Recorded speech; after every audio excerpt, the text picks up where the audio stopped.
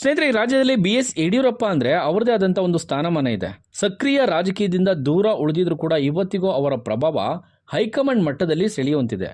ಇಂತಹ ನಾಯಕರ ಮಕ್ಕಳಾದ BY ವಿಜೇಂದ್ರ ಅವರು ಈ ರಾಜ್ಯದ BJP ಅಧ್ಯಕ್ಷರಾಗಿರುವಂಥದ್ದು ನಿಮ್ಮೆಲ್ಲರಿಗೂ ಗೊತ್ತಿದೆ.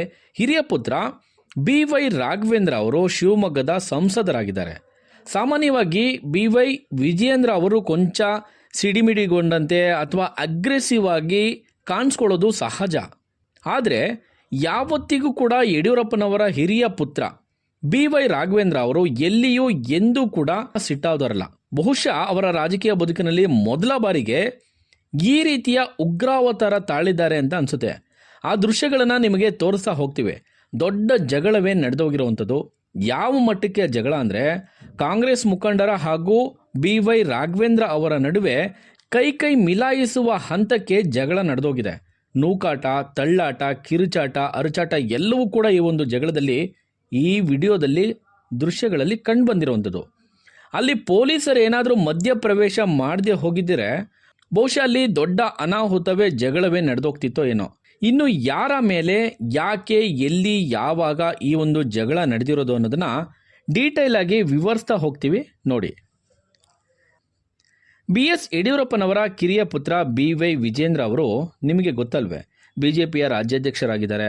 ಇವರ ವಿರುದ್ಧ ಕಳೆದ ಬಾರಿ 2023ರ ವಿಧಾನಸಭಾ ಚುನಾವಣೆಯಲ್ಲಿ ಶಿಕಾರಿಪುರ ವಿಧಾನಸಭಾ ಕ್ಷೇತ್ರದಿಂದ BY ವಿಜೇಂದ್ರ ವಿರುದ್ಧ ಸ್ಪರ್ಧಿಸಿದ್ದ ಕಾಂಗ್ರೆಸ್ನ ನಾಗರಾಜ್ ಗೌಡ ಹಾಗೂ BY ರಾಘವೇಂದ್ರ ನಡುವೆ ಈ ಒಂದು ಗಲಾಟೆ ಆಗಿರುವಂಥದ್ದು. ಯಾವ ಕಾರಣಕ್ಕೆ ಈ ಗಲಾಟೆ ಆಗಿದೆ ಅನ್ನೋದನ್ನು ನೋಡಿದರೆ ನೀವು ಕೂಡ ಶಾಕ್ ಆಗ್ತೀರಿ. ಈ ಗಲಾಟೆಯ ಕಂಪ್ಲೀಟ್ ವಿಡಿಯೋ ತೋರಿಸ್ತಾ ಹೋಗ್ತೀವಿ. ಈ ಗಲಾಟೆ ಆಗಿದ್ಯಾಕೆ, ಯಾವ ಹಂತಕ್ಕೆ ಈ ಗಲಾಟೆ ಹೋಯಿತು, ಕಡೆಗೆ ಏನಾಯಿತು, ಇದು ಇನ್ನೂ ಎಲ್ಲಿಗೆ ಹೋಗಿ ಮುಟ್ಟುತ್ತೆ, ಏನು ಆಗ್ತಾ ಇದೆ ಇಲ್ಲಿ, ಎಲ್ಲವನ್ನು ಎಳೆಗೆ ಬಿಚ್ಚಿಡ್ತಾ ಹೋಗ್ತೀವಿ ಈ ವಿಡಿಯೋದಲ್ಲಿ ನೋಡಿ. ಸಂಸದರಾದಂಥ BY ರಾಘವೇಂದ್ರ ಅವರು ತಮ್ಮ ಇಷ್ಟು ವರ್ಷದ ರಾಜಕೀಯ ಅನುಭವದಲ್ಲಿ ಎಲ್ಲಿಯೂ ಕೂಡ ಎಂದೂ ಕೂಡ ಇಷ್ಟೊಂದು ಈ ರೀತಿಯ ಉಗ್ರಾವತಾರ ತಾಳಿದವರಲ್ಲ. ಫಾರ್ ದ ಫಸ್ಟ್ ಟೈಮ್ ಹೀಗೆ ಸಾರ್ವಜನಿಕವಾಗಿ ಉಗ್ರಾವತಾರ ತಾಳಿದ್ದಾರೆ BY ರಾಘವೇಂದ್ರ ಅವರು ಅಂತ ಅನಿಸುತ್ತೆ.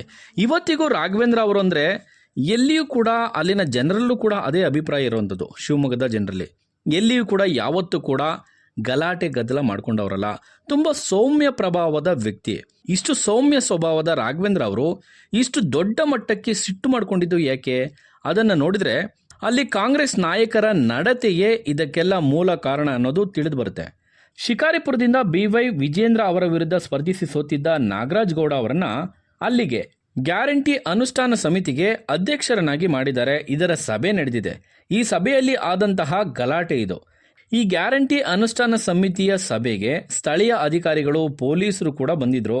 ಈ ಸಭೆಗೆ ಸ್ಥಳೀಯ ಶಾಸಕರನ್ನಾಗಲಿ ಸಂಸದರನ್ನಾಗಲಿ ಯಾರನ್ನೆಲ್ಲ ಪ್ರೋಟೋಕಾಲ್ ಪ್ರಕಾರ ಕರೆಯಬೇಕಾಗಿತ್ತೋ ಅವ್ರು ಯಾರನ್ನು ಕೂಡ ಕರೆದಿಲ್ಲ. ಶಿಷ್ಟಾಚಾರವನ್ನು ಕೂಡ ಪಾಲಿಸ್ತಿಲ್ಲ. ಇದು ಆಕ್ಷೇಪ. ಈ ಗಲಾಟೆಗೆ ಮೂಲ ಕಾರಣವೇ ಇದು.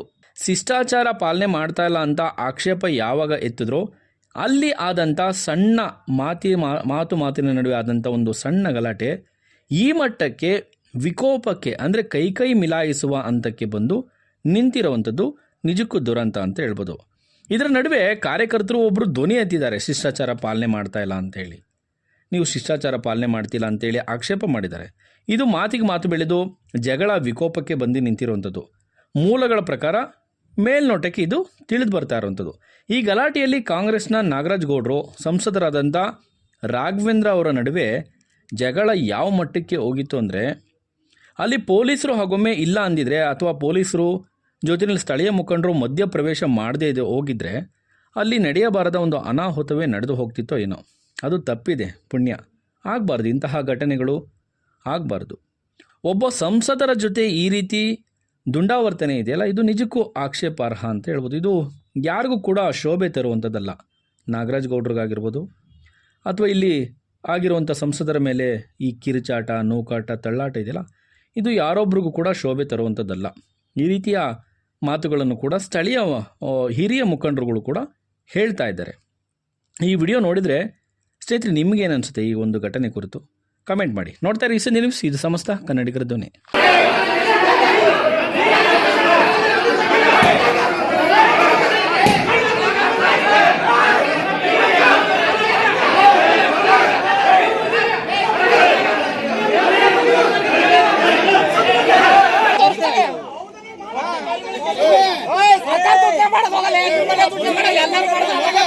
ಹೋಗ